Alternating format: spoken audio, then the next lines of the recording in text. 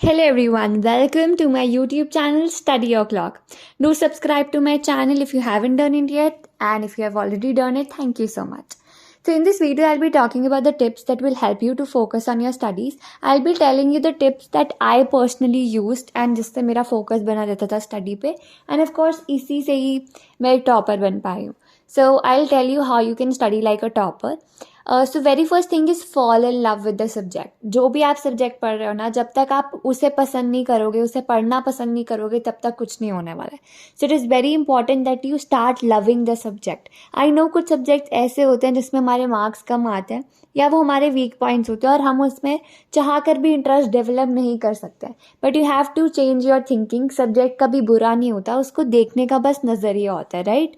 सो अपने जो व्यू है सब्जेक्ट को लेके उसको चेंज करो, उसको पॉजिटिव करो and start liking that subject, right?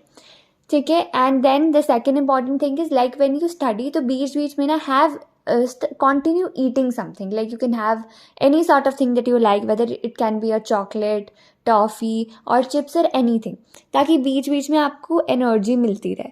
Like during my board exams ना, मैंने जितनी टॉफ़ीज़ खाई हैं उतने मैंने कभी नहीं खाई होंगी, क्योंकि जब भी मैं बोर हो जाती थी I use to eat toffee and then I use to get energized again.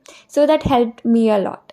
Another thing is keep on taking breaks. ये नहीं है कि आप घंटों पढ़ रहे हो, लंबा पढ़ रहे हो, उससे कोई फ़ायदा नहीं होता. बिकॉज अल्टीमेटली आप थोड़े टाइम तक पढ़ लोगे, उसके बाद आपका जो अटेंशन है वो कहीं ना कहीं चले जाता है. सो इसलिए बीच बीच में ब्रेक लेके पढ़ो. कॉन्टिन्यूसली पढ़ने से कोई फ़ायदा नहीं है. बस जिस कॉन्सेंट्रेशन से हम पढ़ते हैं ना, that is more important, right? So keep on rejuvenating yourself and keep taking small small breaks. Now another thing important is set achievable targets. कुछ लोग टाइम टेबल बनाते हैं. इफ़ टाइम टेबल आपको अच्छा लगता है बनाना, वो आप मीट कर पाते हो requirement, then very good. But अगर आपको टाइम टेबल नहीं बनाना अच्छा लगता है, तो what you can do is कि set targets for the day. Like I always use this thing कि मैं हमेशा टारगेट सेट करती थी. मैंने कभी टाइम टेबल नहीं बनाया, बट मैं टारगेट सेट करती कि मुझे इस चैप्टर को आज कंप्लीट करना है. So by the end of the day कुछ भी है, मुझे वो चैप्टर कंप्लीट करना ही होता था. बट येस, अचीवेबल टारगेट्स रखो, वरना आप निराश हो जाओगे कि यार आज का तो ये पूरा नहीं हो पाए. तो अचीवेबल टारगेट्स रखो जो आप आसानी से कर पाओ एंड वो आपका कंप्लीट भी हो जाए part, right? Another thing is divide your syllabus. अपने सिलेबस को डिवाइड करके करो. ये नहीं कि आप लाइक जो चैप्टर्स हैं, आपको पता है कि कितने चैप्टर्स आ रहे हैं, आपके पास कितने डेज है, आपका एग्ज़ाम कब है. सो अकॉर्डिंगली आप अपने सिलेबस को अच्छे से डिवाइड करो, ताकि आपको पता लग जाए कि आप कितने टाइम में उसको कैसे करने वाले हो, right? Now while you study keep yourself hydrated. पानी पीते रहो, शिकंजी लो या any energy drink if you want, तो उसको लेते रहो and then it will help you to remain more focused, right? Another thing is while you study ना, तो उसके अंदर एक एक लाइन एनसीईआरटी है, तो you should of course read एक एक लाइन पे पूरा एम्फेसिस डाल के. टेक अ पेंसिल और पेन इन योर हैंड, उससे आपका कंसंट्रेशन और ज़्यादा बिल्डअप होता है. प्लस अगर कुछ भी आपके उस टॉपिक से रिलेटेड कोई वीडियो है, सो डू वॉच इट. ठीक है, तो आपका जो इंटरेस्ट है ना सब्जेक्ट को लेके वो बढ़ेगा.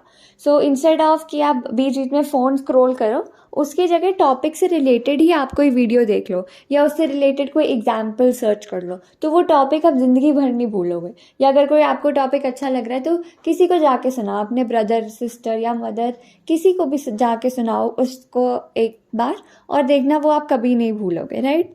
Another thing is divide your topics. जो भी आपके एनसीईआरटीज़ में दिए या कहीं पे भी दिए, उसके अंदर एक टॉपिक होता है, राइट? उस टॉपिक के अंदर बड़े सारे सब टॉपिक्स आते हैं.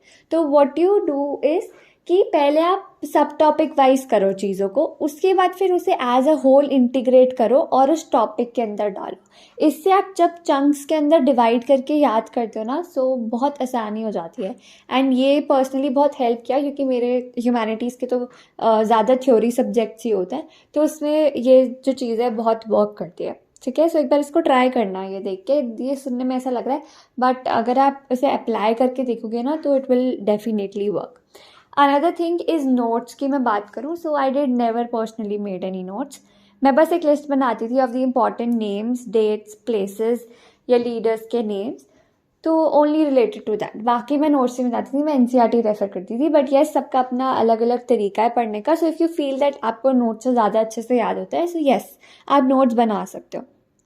बट आप उसके अलावा क्या कर सकते हो कि जो भी आप अगर नोट्स बनाते हो तो नोट्स के अंदर भी लाइक ट्राई कि आप उस पर एक्स्ट्रा टाइम मतलब वेस्ट ना करो, यूटिलाइज करके करो। जब नोट्स बना रहे हो तो ब्लाइंडली नहीं बनाओ, टॉपिक को बुक खोल के अच्छे से देख के उसके साथ साथ बनाओ, ताकि आपको मेमोराइज भी होता रहे साथ साथ, ठीक है। Then only it is going to help, right. Another thing is कुछ सब्जेक्ट्स में आपके SSTs और ह्यूमैनिटीज़ के सब्जेक्ट में मैप्स होते हैं, so please don't ignore map बहुत अच्छे फ्री के नंबर टाइप्स होते हैं, सो प्लीज़ इनको ग्रैब करना बहुत ज़रूरी होता है। अनदर थिंग इज़ कोई ऐसा सब्जेक्ट है जिसके न्यूमेरिकल्स है, न्यूमेरिकल्स में तो प्रैक्टिस एंड प्रैक्टिस बहुत बहुत इंपॉर्टेंट है। अनदर थिंग इज जैसे साइंस वगैरह में आपके डायग्राम्स होते हैं, so diagrams also play an important role and they can fetch you good marks, right. तो प्लीज़ उसे छोड़ना मत। एंड बाकी आप कुछ भी पढ़ो, कोई भी सब्जेक्ट पढ़ो, ऑलवेज आई से कि आपको नहीं पता कि इस पूरी बुक में क्या आ जाए, राइट। तो अगर आपने उस थोड़ी सी बुक भी पढ़ी है ना, तो उसको पढ़ने का फ़ायदा तभी होगा ना जब आप एग्ज़ाम में उन क्वेश्चंस के आंसर्स लिख पाओगे। तो इसलिए इम्पॉर्टेंट है कि आप जो भी NCERT में है उसको पूरा का पूरा करो, ताकि उसमें से कहीं से भी वो क्वेश्चन आए आपको सब कुछ आता हो। Because ultimately you don't know कि कौन सा क्वेश्चन आ जाए, क्या पता जो टॉपिक आप छोड़ रहे हो वही आ जाए आपके एग्जाम में, फिर तो आपकी सारी मेहनत खराब हो जाएगी, भले आपने 1 आवर पढ़ा या 2 आवर पढ़ा। So it is completely waste कि अगर आप अच्छे से हर चीज़ नहीं करके जा रहे हो, हर चीज़ करके जाओ। And thanks for watching and do subscribe to my channel. See you in the next video.